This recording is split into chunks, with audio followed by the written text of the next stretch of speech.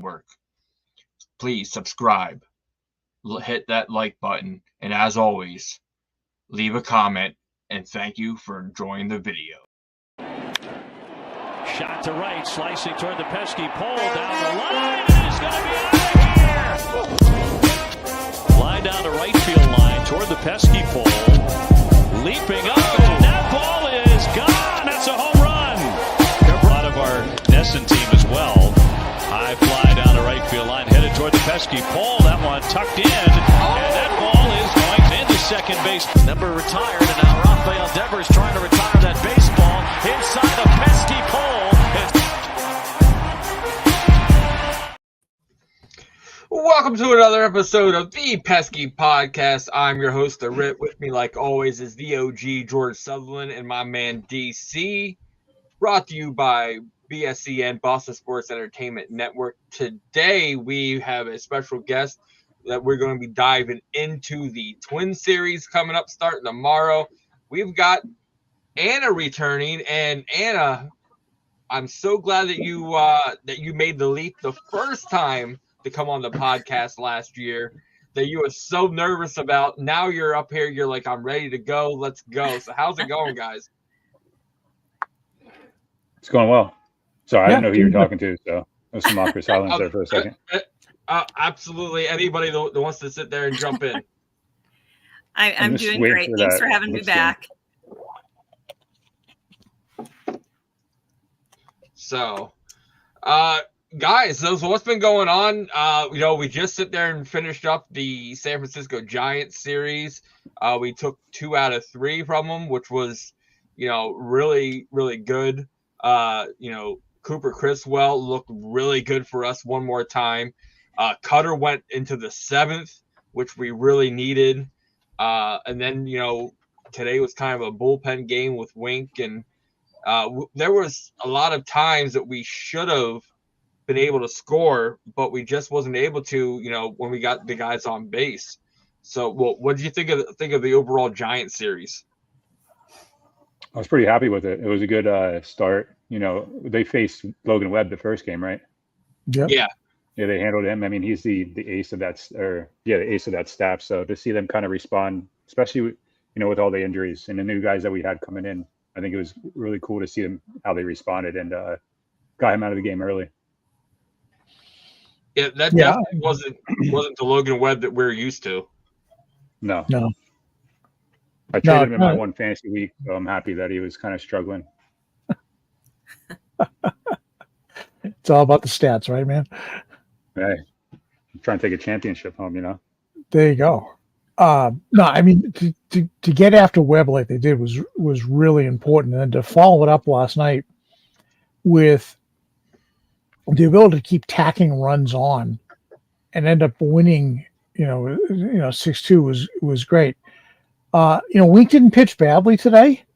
He left, it's just, the team just fell, just didn't hit when they should have. Okay. And, I think that maybe, they were, probably just not ready. You got a bunch of moving pieces around with, new people starting. I mean, the brand new second baseman, you got the shuffle going on at first base. There's just a lot of moving pieces lately. And the fact that they can field a team and they're playing cohesive baseball is amazing. Yeah, a lot of moving parts after the game, too. Valdez got optioned down to AAA. Bobby D once again got sent down. See ya. To AAA. So, man, it's hopefully, we can sit there and play some good defensive ball and continue the way we do. So, but Anna, your Twins, the Red Sox are 18-14. You guys are 17-13. We got almost identical records. So what has been surprising so far this season for the Twins? I mean, we started off the season so bad. A couple weeks ago, looking at a record, like we were 7 games under 500, and I was like, I don't know how much more of this I can take. But, you know, like half of our active roster was on the injured list. So progressively we've started to get some people back, and we just weren't hitting. But 10-game win streak. Seeing who we're facing tomorrow with you guys, I'm not super confident that we're going to continue that win streak, but you know, that's something to be excited about. It's been exciting. People have been sort of saying like, well, look who you played. Yeah, but even bad teams have good days. And they win. I mean, at times, right? Like the bad teams don't lose every game. So to me, the 10-game win streak, it's just exciting. You know, we only ended up ending April 1 game less, like one win less than we did last year. So when you put it in perspective, it kind of all shook out. And, you know, you guys are kind of in a place now that we were in to start the season with so many injured people. And, you know, my concern at the moment yesterday, Byron Buxton came up kind of like limping after he tried to steal base and got thrown out. So there's concern there. Who knows what's going to happen? Obviously, our team is a lot better with a healthy Byron Buxton, but they haven't announced anything yet, so we'll see. That's kind of looming. But other than that, like every position player with the exception of one is back healthy. And so feeling pretty good about the team right now, at least. You have me on at a good time, or we're playing you at a good time, but also curious to see, because our records are so close, like how competitive the games are going to be. So excited to dive in tomorrow. Here's our first comment, and this must be a fantastic fan of yours, Anna. Let's go from JC. Yeah, that's you got a good following. We had a lot of interactions with that post when we posted that you were coming on. You definitely have a following. That says something about you in a good way. Well, thanks. Yeah. So, the Red Sox, you know, we finished April, you know, top 5 in many categories: home runs, runs, hits. I think we were the number 1 ERA bullpen. Starting pitching ERA is impeccable right now. So, you know, you're hitting us at just the right time, but also I think we're still number 1 in errors too. And you cannot win baseball games when you have errors.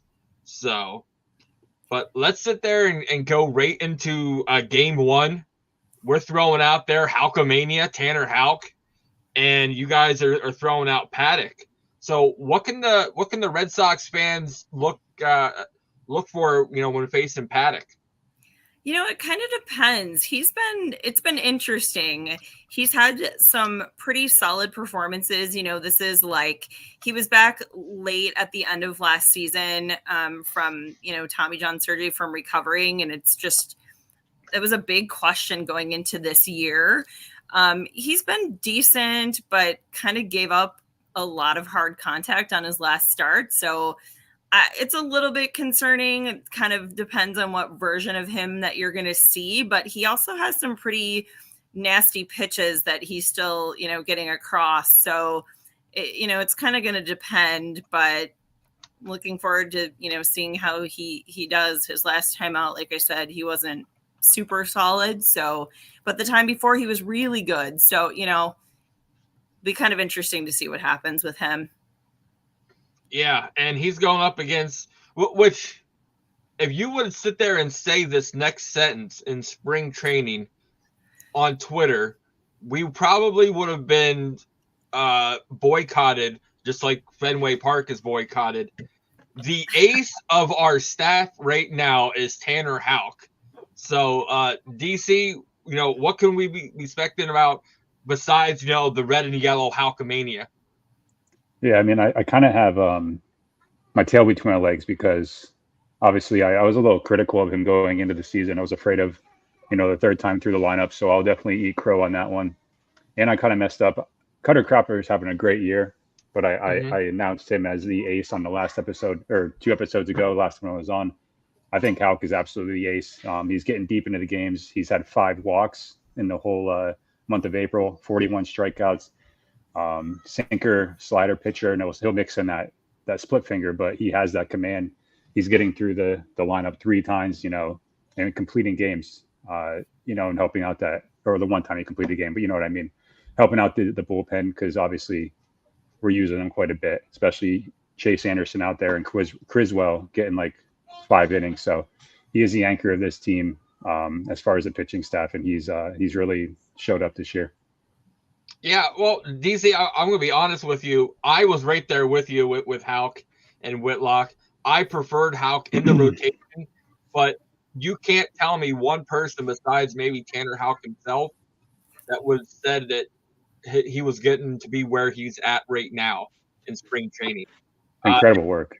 I mean, that's a testament to his focus and ability. And 3 starts, in the month of April where he had 9 Ks. That's showing you that, he's getting the swings and the misses.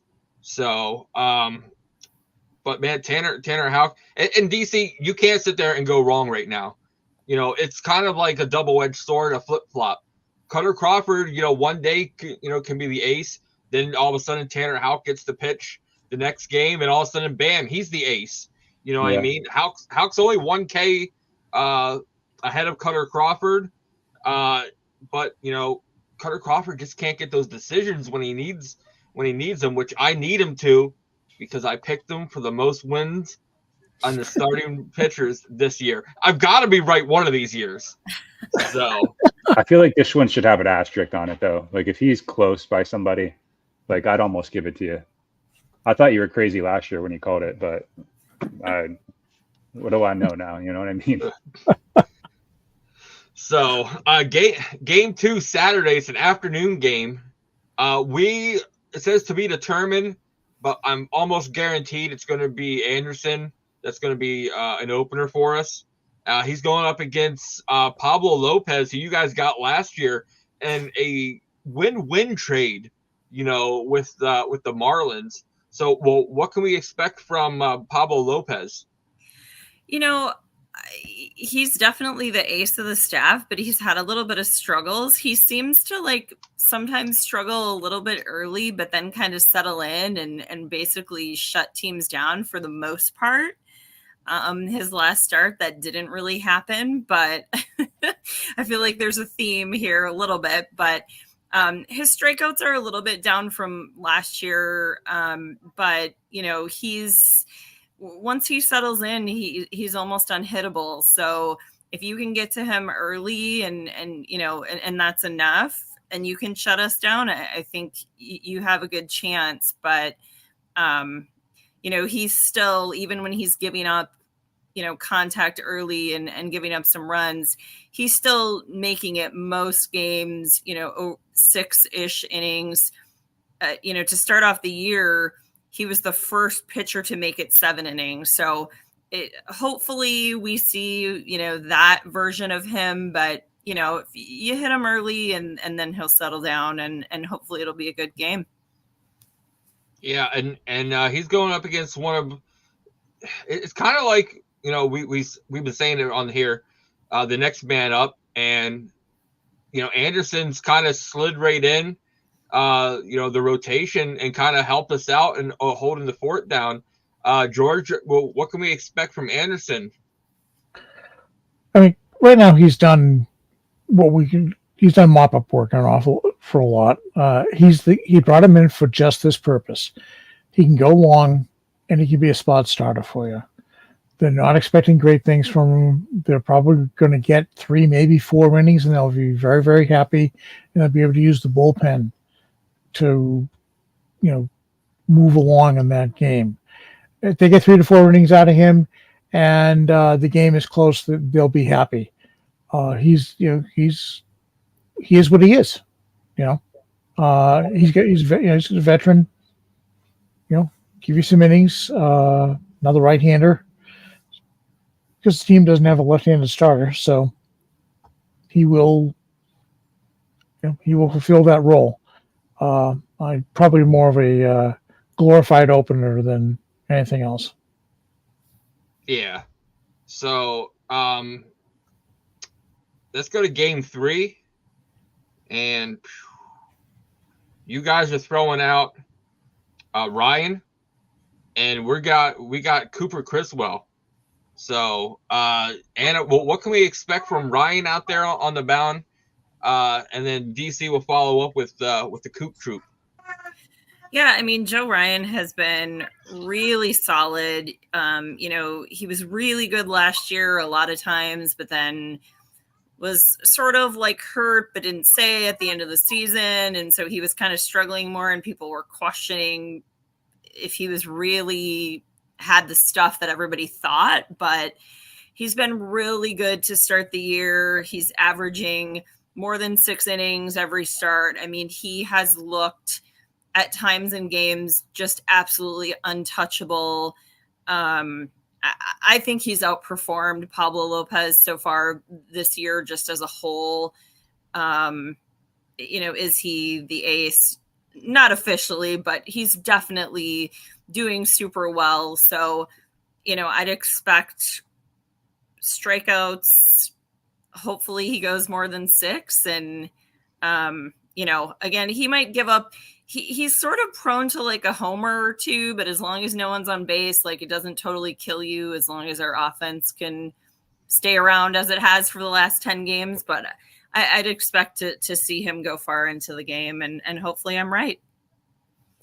Yeah, and we got Cooper Criswell, who's been pretty steady at 5 innings, getting there each time. So DC. Yeah, I mean, you know what you're going to get out of him.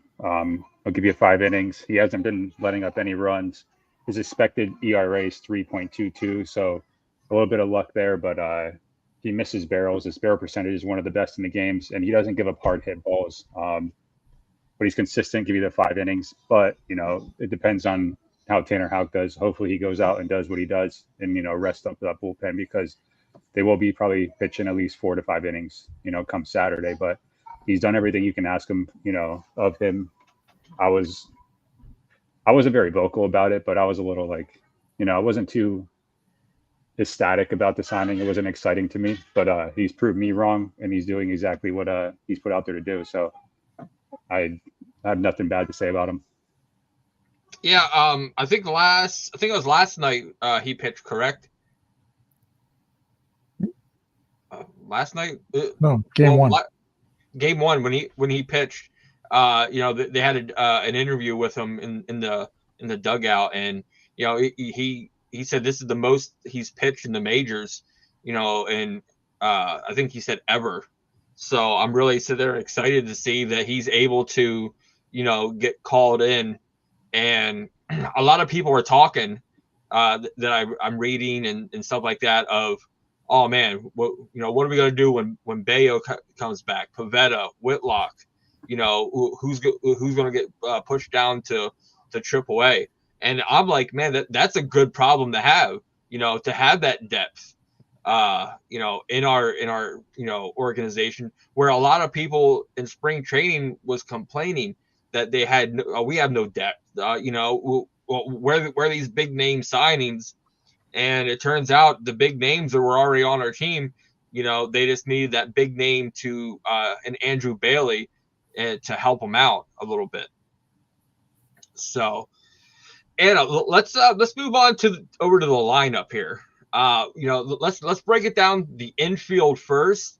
Who do you guys have around the diamond, and what's like a surprise person so far this year that really stands out to you?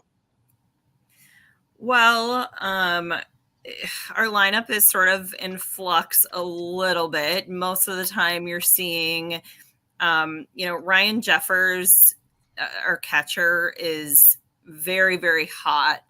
He's hitting incredibly.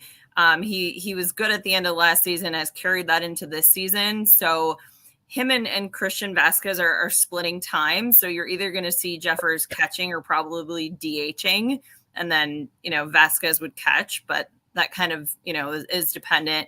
Carlos Santana is most days at first base for us. And he started off kind of slow and people were really harping on how bad of a signing that was. And then he hit 4 home runs, like 4 games in a row, or three games in a row, or something crazy. And then he started to kind of pick it up. So he'll be at first.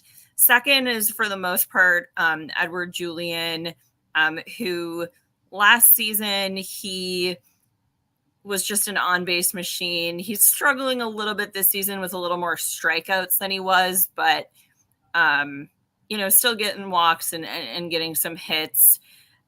Carlos Correa is back from the injured list, so you'll see him at shortstop, thank goodness. And honestly, guys, I'm still impressed by him. Just the plays that he makes.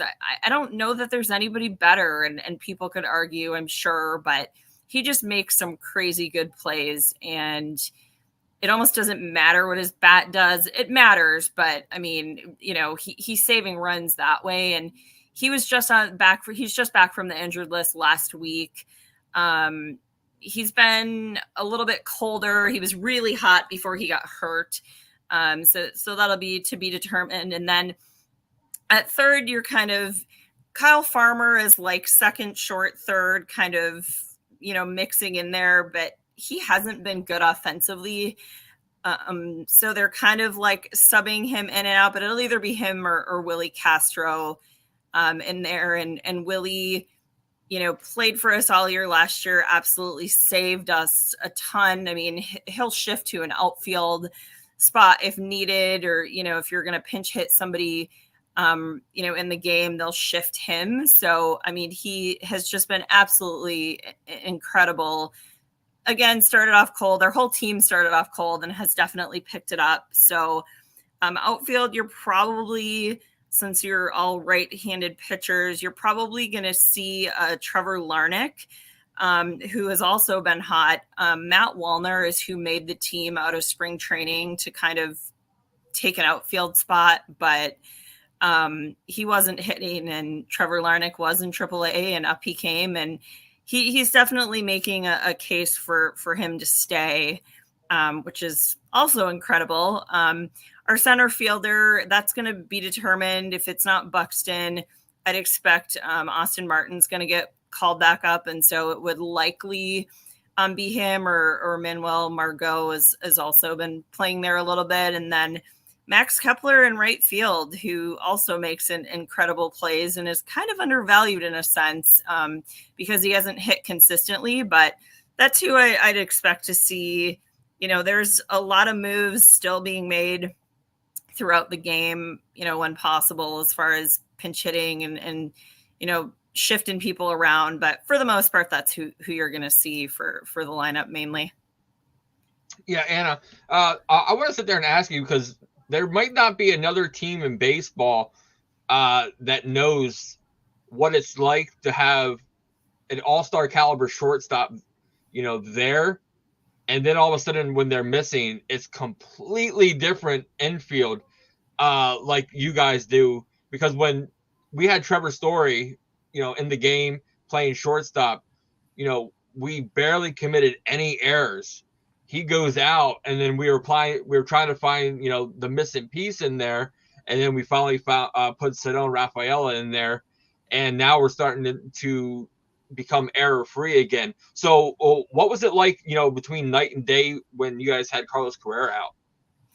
It's just interesting, right? I mean, there are plays that he makes look routine that just aren't. And I think that's kind of the thing that you take for granted. Like, there are plays that he just makes everything look so easy. I really think he should have won the Gold Glove last season.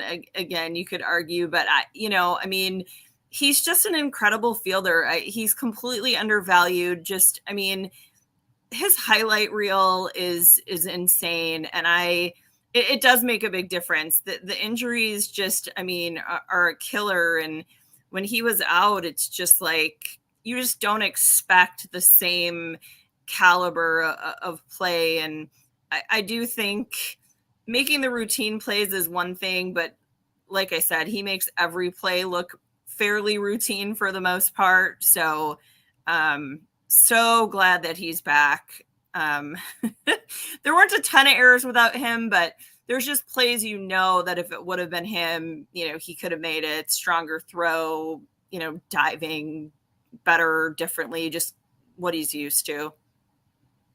Yeah. So, George, let's talk about our infield.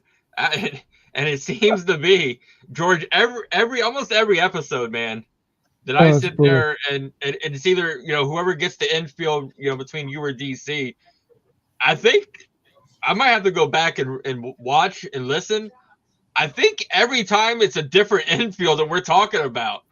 Yeah, sorry, George. I kind of hung out to dry there. Oh, it's all right, man. It's like, you can't tell the players without a scorecard, and with the infield for the Boston Red Sox, that is the case.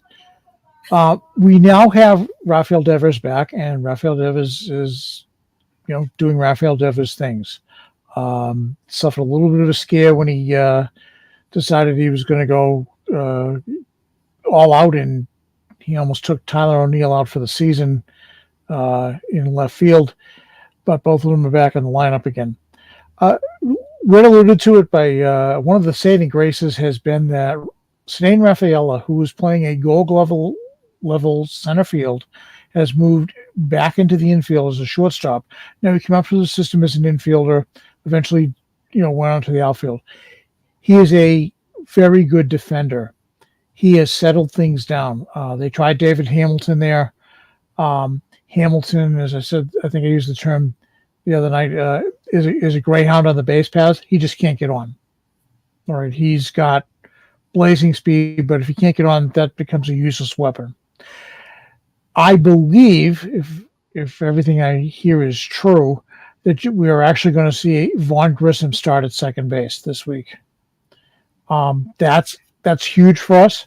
And Manuel Valdez, who we got in the Christian Vasquez trade 2 years ago, has been optioned down to AAA Worcester. Valdez is a hitter first, infielder second. He has done neither exceptionally well this year. They just signed the recently DFA'd Chris Short. Zach Short, sorry, and he started at second base today. Second base has been a black hole for the team, and we've had a rotating cast of characters there. The biggest problem we've had is trying to find offensive production now that Tristan Casas has been injured. They put Bobby Dahlbeck over there. Bobby's played tremendous defense on first and third. He covered for Rafi when he was out. He's done, played defensively on both corner infield slots, but he can't hit right now or at all. So, he's going to go back on the train to Worcester. The team has made 2 signings in the last week. Dominic Smith the other day to bring him in. He's with the Mets. He was with the Nationals. And then, over the last weekend, we signed Garrett Cooper to be that stopgap measure while Tristan Casas is on the injured list. Both guys are going to see time there. And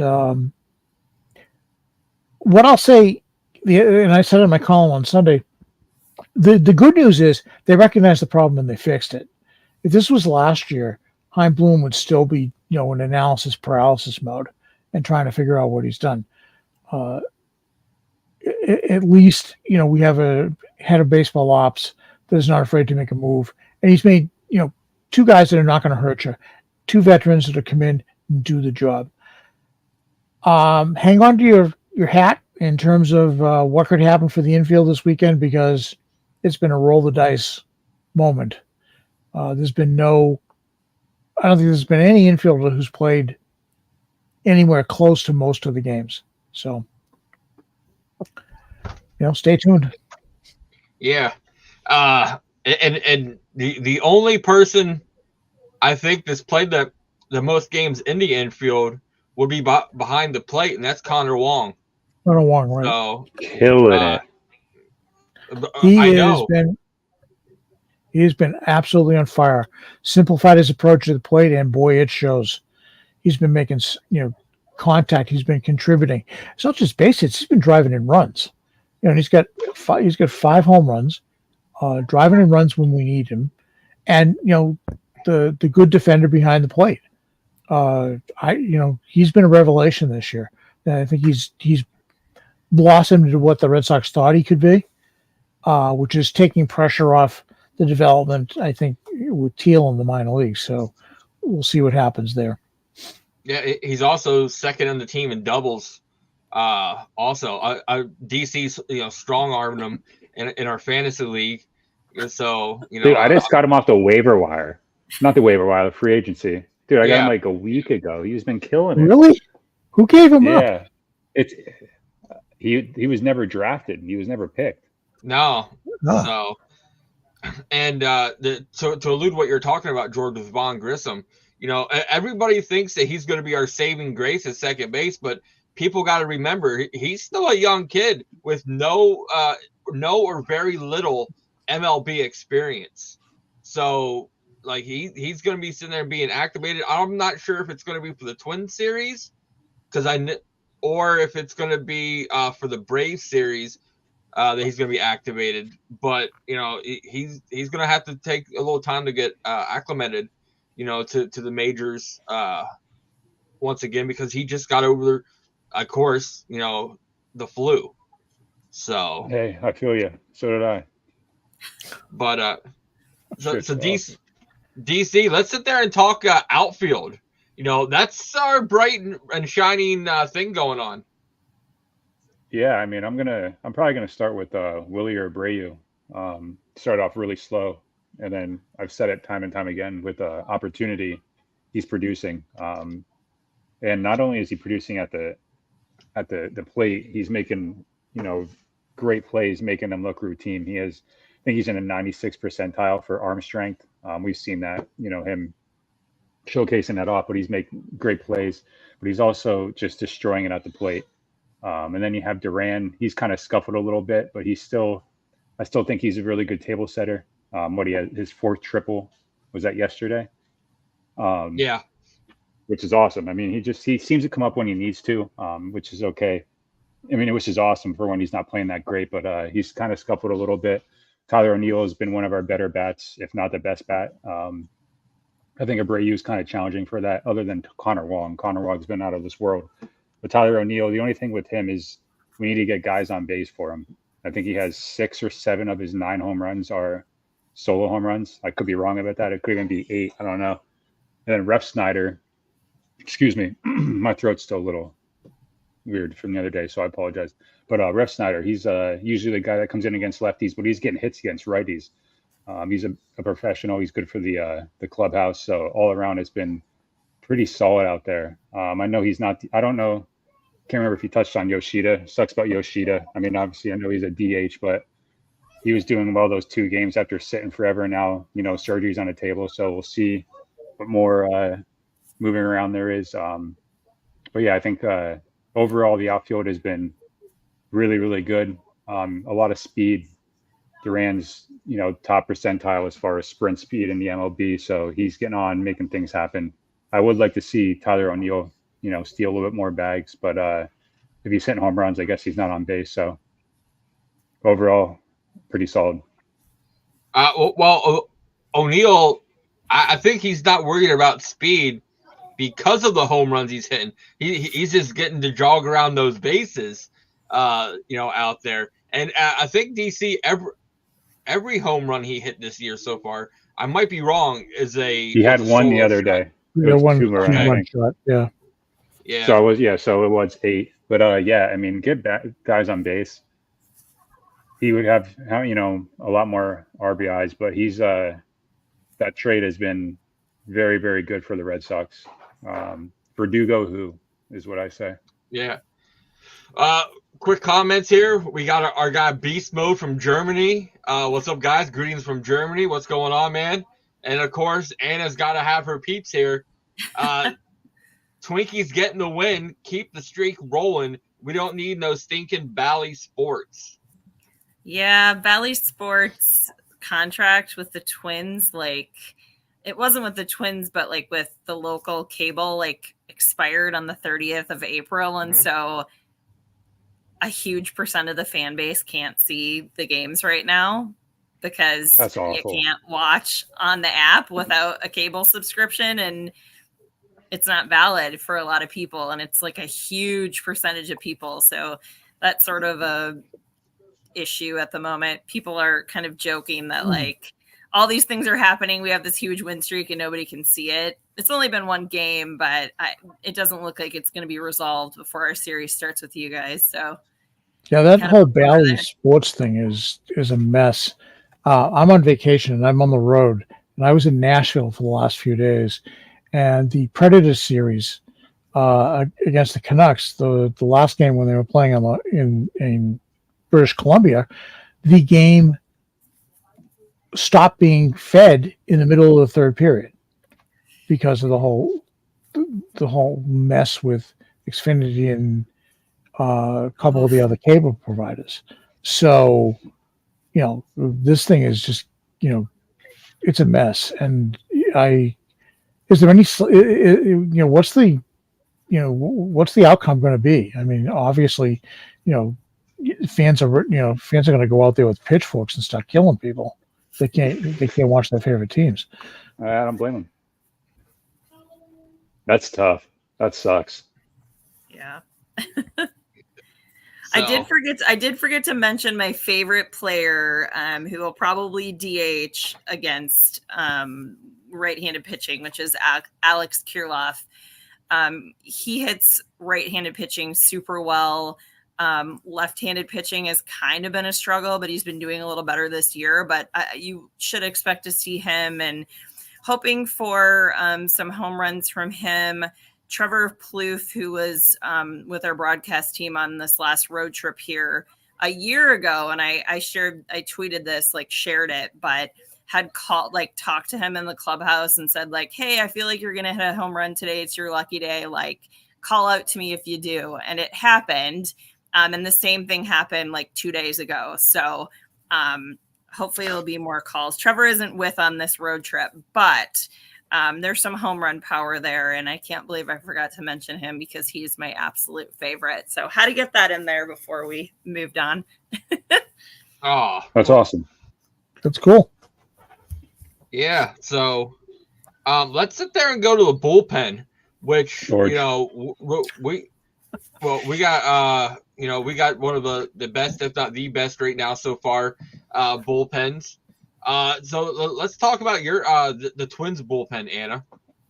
Yeah, our bullpen's been super competitive considering, our all-star closer, Johan Duran, was out. He was actually just activated 2 games ago. So he's back, which is great. I mean, the fact that we stayed where we're at without,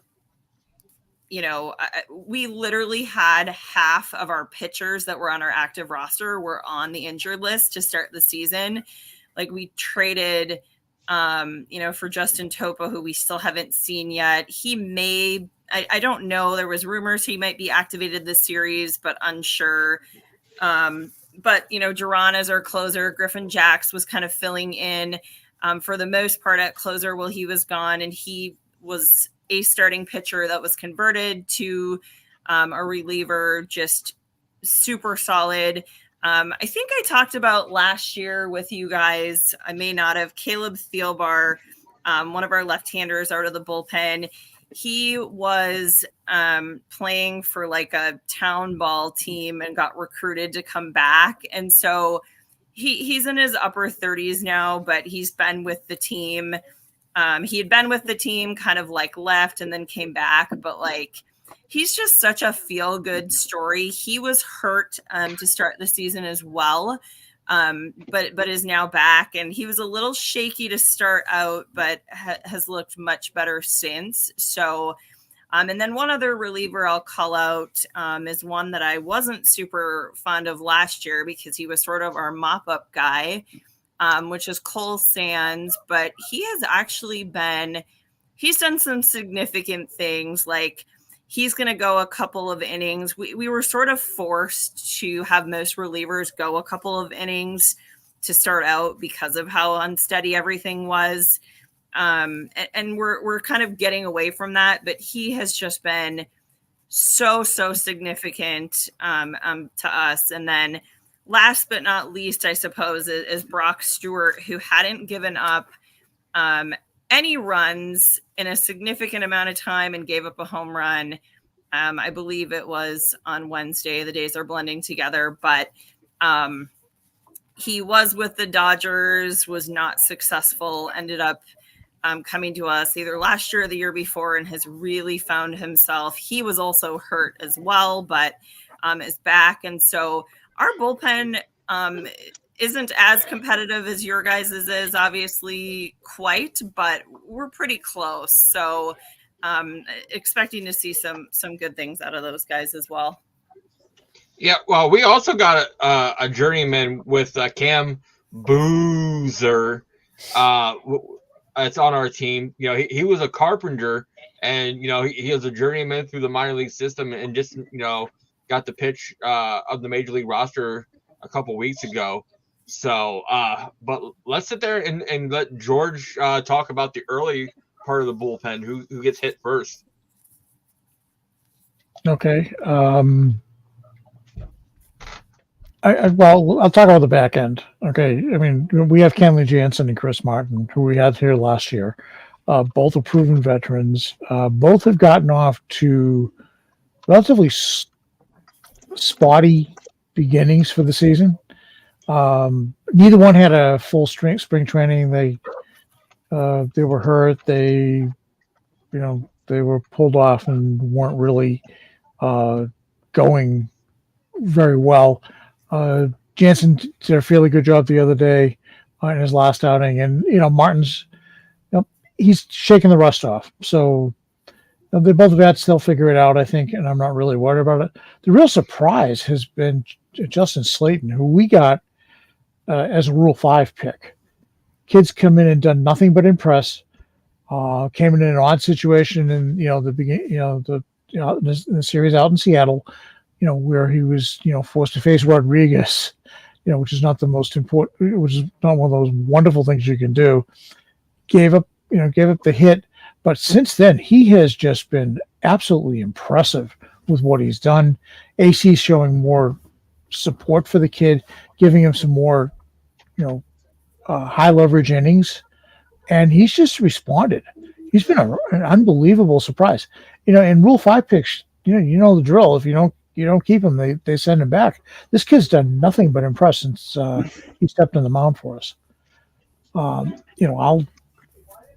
turn it over to DC for the rest of the pen. But yeah, that's. I think those are the three guys towards the end you'll probably see.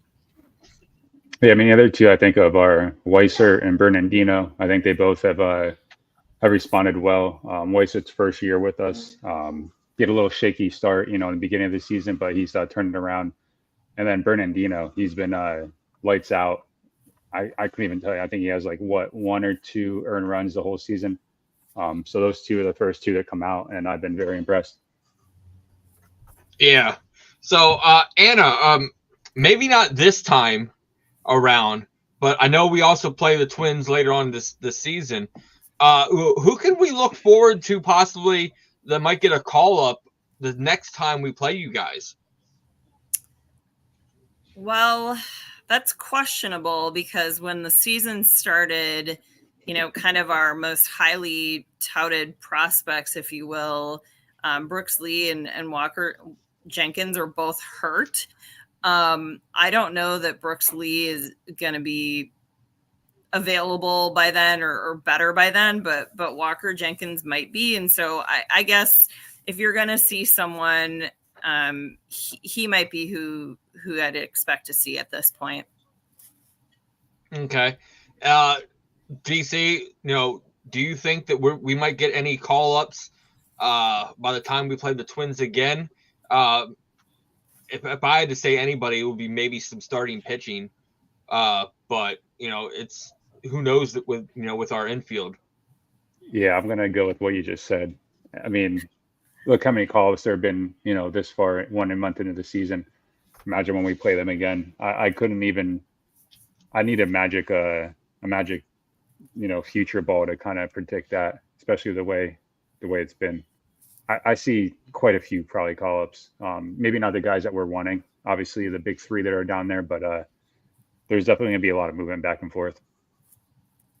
Yeah, and there's been plenty of movement already. So let's sit there and go, Anna. Who would you expect to sit there and be the MVP of this series? Well, we have someone I didn't even mention, which is Jose Miranda, who's been filling in Summit third base. I wouldn't necessarily expect to see him start, but I guess it kind of depends. He came in the game the other day and he just, a lot of 2-for-3 performances pretty consistently. He's kind of been on fire. So I suppose him, but if he's not starting, I'd expect Trevor Larnach, like I mentioned, playing an outfield position, and I guess that's where I'd go. Okay. One of those two. George, who are you thinking for the MVP of the series? Don't you dare pick mine. I don't have anybody to pick against me, so I kind of have it good, huh? Yeah.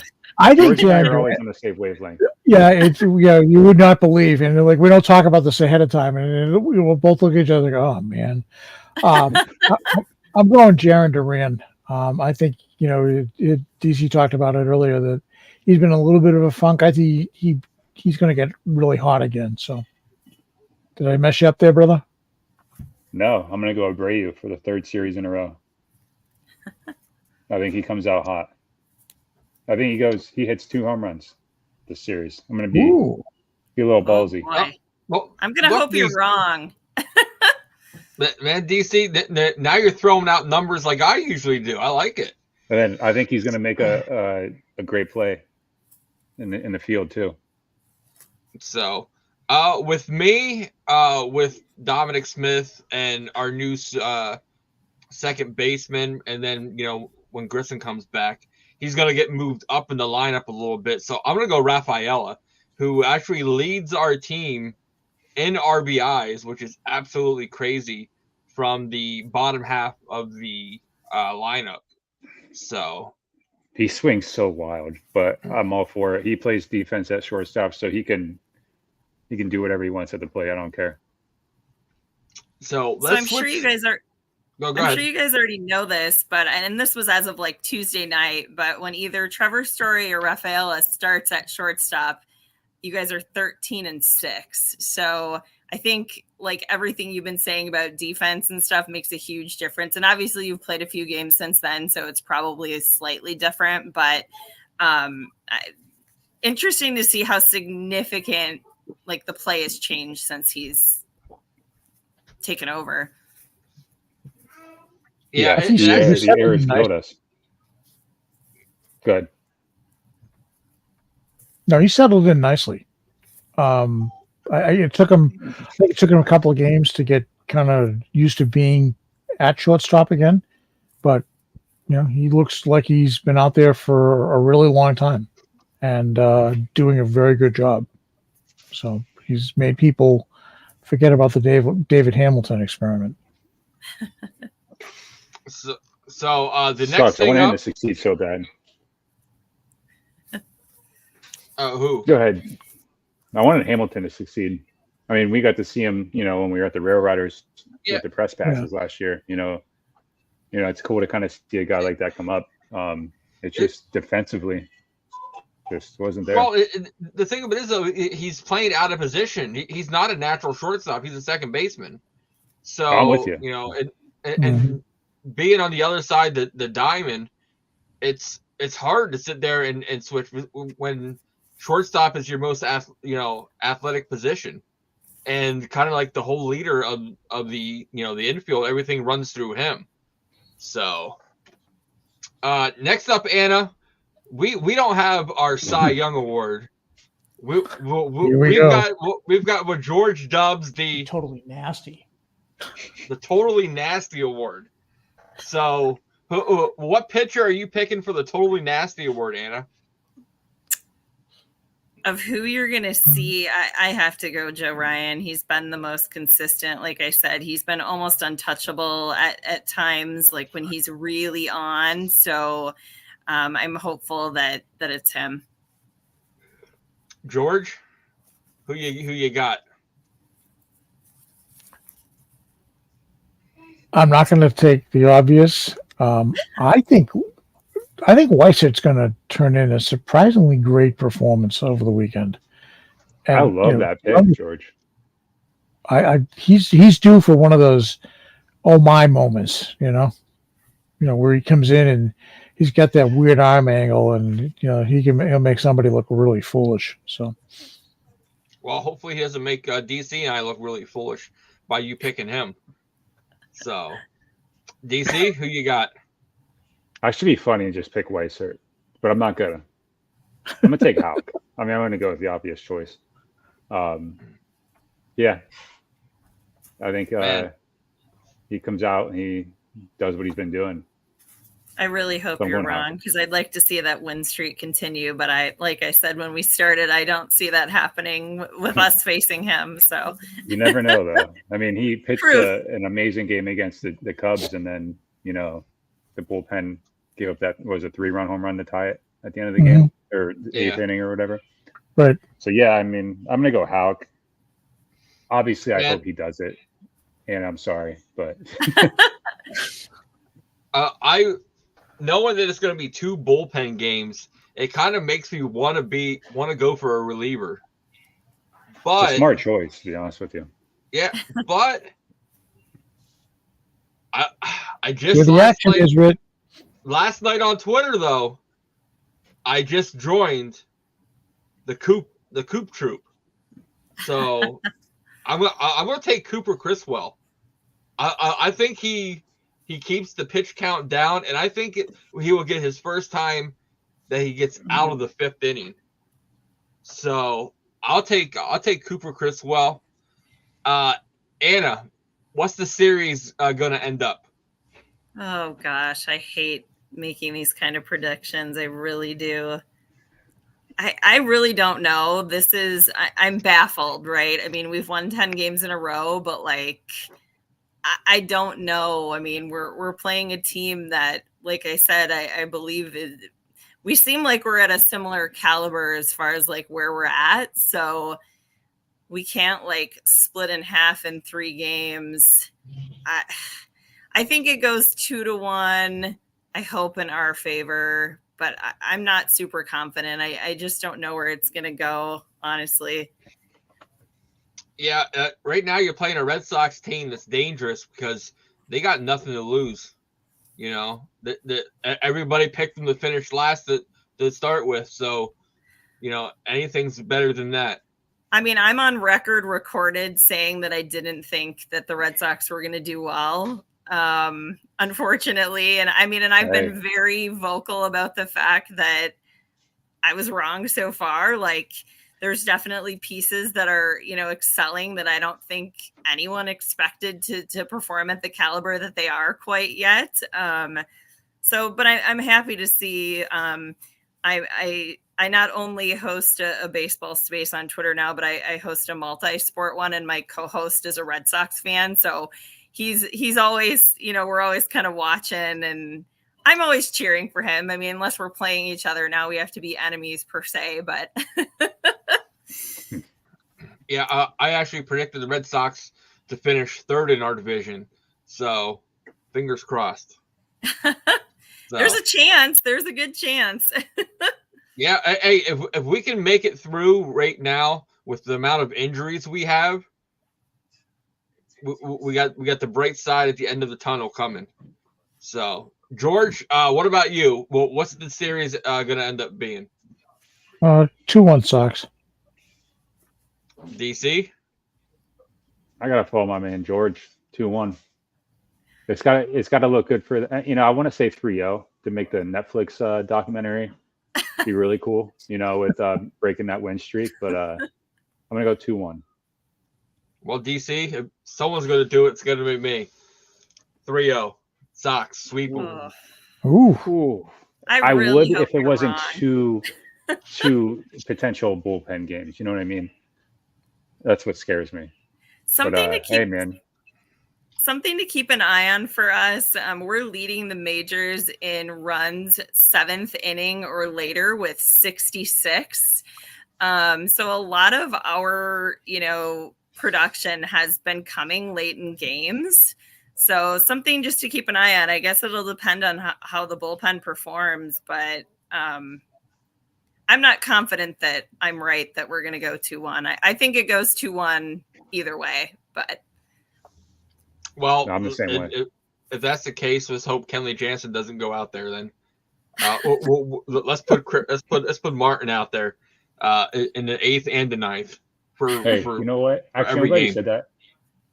I don't like this Martin, slander that's been going on.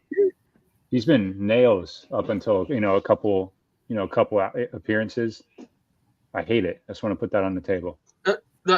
I was talking with, I think it was George, the one episode you couldn't make it, and I was talking about it because everybody wants to sit there and talk trash on Martin after what he did last season. He had one bad outing so far, like one horrendous outing this year. Mm-hmm. You can't name me 2 shaky ones, but you can't. Yeah. You can't name me any pitcher that's going to sit there and, especially a high leverage 8th inning guy like he is. Okay, you expect him to come back with a 1.34 ERA again this season? Get out of here. You're going to have 1 or 2 bad spots. He got off to a rough start last year too, so this is not unusual. Okay, and then afterwards, he had laser focus and he was lights out. I mean, literally. I mean, the game over when he came in. I'll die on that hill. Every ERA is inflated if you start out rough. I mean, it's going to take time for it to kind of settle out. And you, at this point, even as a starter, you make one bad start and it takes, so nothing to be upset about yet. So Anna, we want to thank you for coming on. So the floor is yours. Tell everybody where they can meet you at, and please promote your spaces because those are fantastic. I love listening to them. Well, thank you. So my username on Twitter /X, if you want to follow me, is on the screen, but it's FKAANNABANANA. So FKA Anna Banana, if that's easier. But and then I host a weekly baseball space on Twitter on Mondays at 8 p.m. Eastern Standard Time with the same co-host I did last year, Joseph. He's wonderful. We talk baseball every week on Mondays. And then on Wednesdays with Polly, who I mentioned is a Red Sox fan, we host the Sports Buffet. So we actually cover pretty much all sports, mostly NFL, MLB, NBA, a little bit of WNBA, but just a fun chatting about different topics and getting everybody's takes on thoughts on how they feel about that kind of stuff. And we also throw in 5 non-sports related questions, which is always super fun. So you can find me there, and that Wednesdays is at 9 Eastern Standard Time. Yes, her space, which I popped in a little bit, was the reason we had to push it back to Thursday because, I couldn't think of anybody else when we were looking for people for the Twins than you, Anna. So I had to have you on here. Well, thanks. I appreciate that. It's always fun to be on with you guys. I was excited to be asked to come back. I'm always open to come and chat with you guys anytime you'd like. Well, Appreciate it. The 581 viewers, there's only one here to see us. The 580 are here to see you. Oh, not. No, I'm telling you, it was the most interactions we've had on a post for a guest. For a guest, yeah. More than Papelbon. So I mean that says something. It's a testament to your hard work and your following. So thank you. Well, thanks, guys. Appreciate it. Well, guys, we're going to wrap things up. Make sure you head on over to our YouTube page at BSEN617, where you can find all your not only Red Sox talk. Later tonight, you can also check out the Kings of Causeway on the Bruins game, post game they do. The Celtics podcast, Dynasty Proud, and then the Foxborough Fellows podcast that covers your New England Patriots. Make sure you head on over to bsen.square.site. Get all of our merch. We just dropped 2 new shirts. DC, he sit there and messaged me. He's like, I gotta have them. I sent them to him already. The one is for the Celtics. It's Nobody Wants Boston. Gotta have it because nobody in the NBA wants the Celtics. The other one is White Hot after Derek White's performance against the Heat. DC, they are coming over to you. I gotta have we're gonna send them to you. No. Also, we're gonna let you guys know Monday night on our off day, we are going to be releasing not 1 but 2 shirts that are going to be representing the 04 team. You're gonna have to wait to see those. DC helped me with the one. The other one, I was a little flabbergasted when I thought of it, so it's going to be a good one. But for DC, for the OG George Sutherland, for Anna and myself, thanks for stopping by the Pesky Podcast.